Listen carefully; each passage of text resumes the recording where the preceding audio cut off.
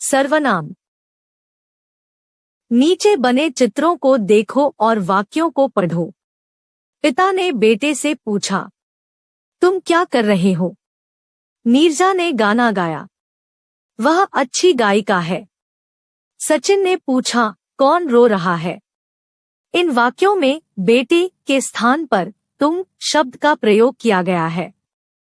गायिका नीरजा के स्थान पर वह का प्रयोग है। किसी अनजान बालक के लिए कौन शब्द का प्रयोग हुआ है।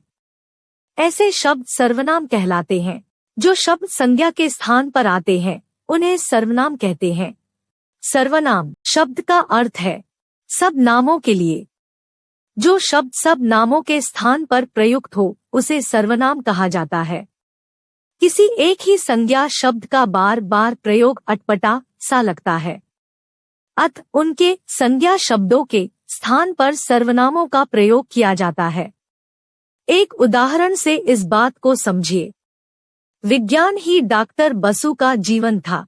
ज्ञान प्राप्त करने की डॉक्टर बसु की इच्छा इतनी तीव्र थी कि डॉक्टर बसु हर प्रकार की कठिनाइयों का सामना करने को तैयार रहते थे।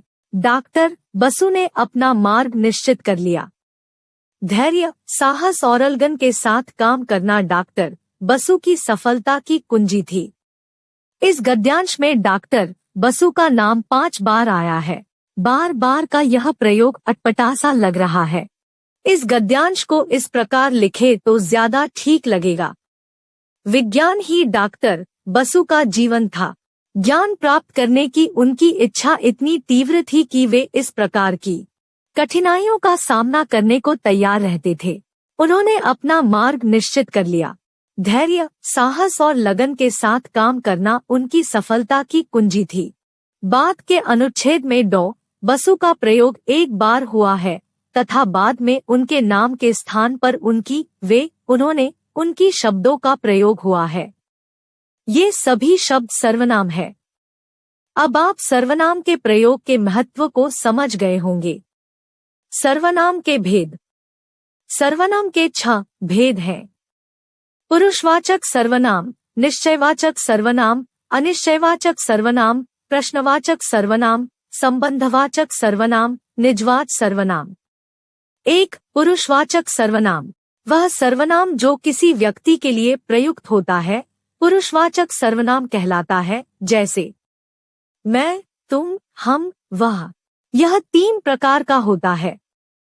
क. उत्तम पुरुष, मैं, हम, हमारा, मेरा आदि। ख. मध्यम पुरुष, तू, तुम, आप, तुम्हारा आदि। ग. अन्य पुरुष, वह, वे, उनका, उन्होंने आदि। मैं पढ़ रहा हूँ, तुम सो रहे हो, वह क्या कर रहा है। 2. निश्चयवाचक सर्वनाम। जो सर्वनाम किसी निश्चित व्यक्ति या वस्तु की ओर संकेत करते हैं निश्चयवाचक सर्वनाम कहलाते हैं, जैसे यह, वह, वे आदि। यह सीमा का घर है, वह सरकारी स्कूल है। 3. अनिश्चयवाचक सर्वनाम। जो सर्वनाम किसी निश्चित व्यक्ति या वस्तु की जानकारी नहीं देते वे अनिश्चयवाचक सर्वनाम कहलाते हैं, जैसे कोई, कुछ, थोड़ा, बहुत आदि। कोई आ रहा है, चाय में कुछ पड़ा है। 4. प्रश्नवाचक सर्वनाम।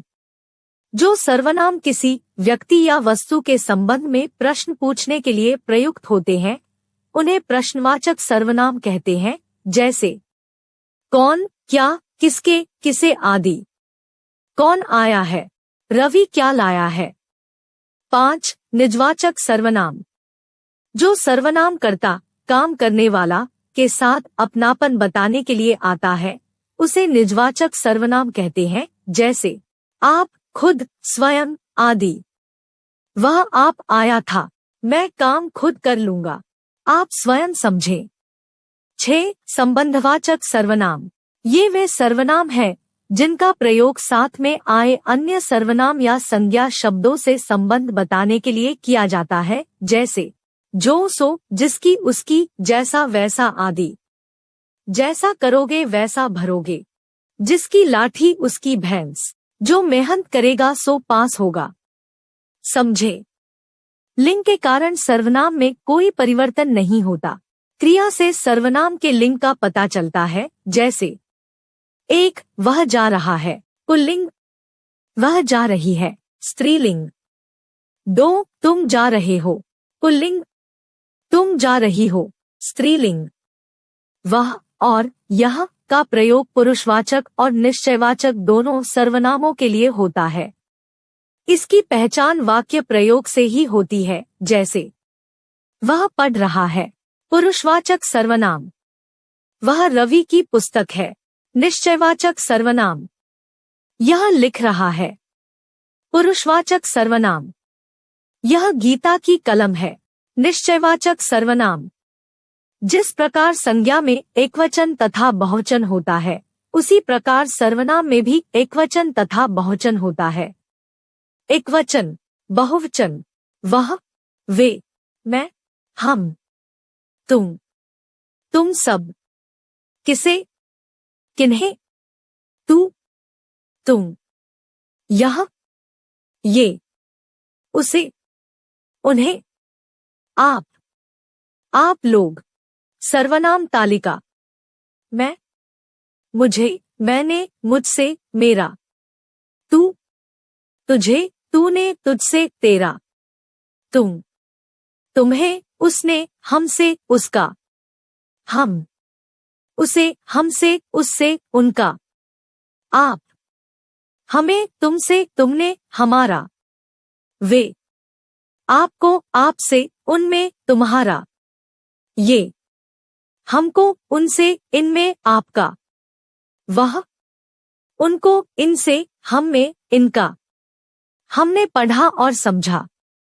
संज्ञा के स्थान पर प्रयुक्त होने वाले शब्द सर्वनाम कहलाते हैं। सर्वनाम के 6 भेद हैं। 1 पुरुषवाचक, 2 निश्चयवाचक, 3 अनिश्चयवाचक, 4 प्रश्नवाचक, 5 निजवाचक, 6 संबंधवाचक। संज्ञा की तरह सर्वनाम भी एकवचन तथा बहुवचन में होते हैं।